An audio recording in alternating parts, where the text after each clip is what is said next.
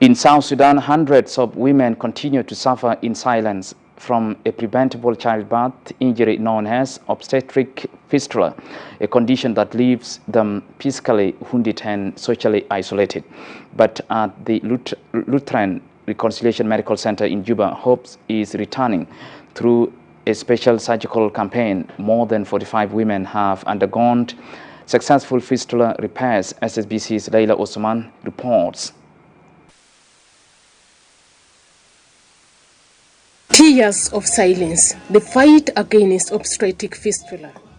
Across South Sudan, thousands of women live in silence and pain, suffering from a preventable childbirth injury known as obstetric fistula. It is not just a medical condition.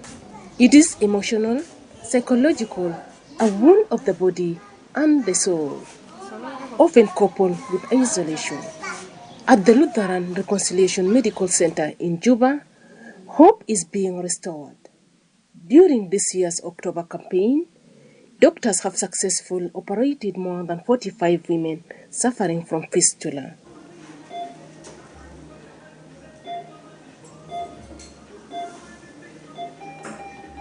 This is the story of Patricia, one among many whose lives have been torn apart by this silent suffering.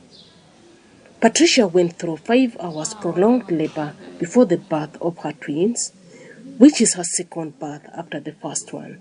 But as long that one need the ambulance exactly, because the child come out, that thing does not need border, it needs ambulance. But there's no any situation to call the ambulance to reach there, and then we got her left there.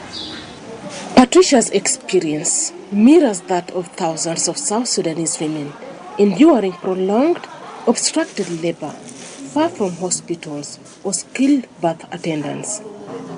The pressure of the baby's head cuts off blood flow, causing a hole between the birth canal and bladder, sometimes even the rectum. For Martina Iroma, now 28 years, the nightmare began at just 15 years old during the birth of her first child, a baby she tragically lost after 3 days of labor. My life among people was difficult. They insulted me and told me to go away. Even my husband left and married another woman. When I returned home, my mother-in-law insulted me until I came to the hospital. For women like Martina, the suffering is not only physical, it is social, emotional, and deeply isolating.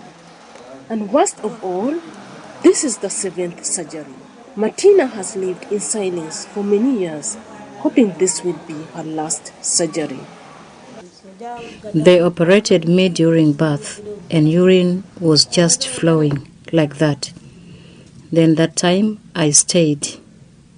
I'm thinking, really, will my husband come?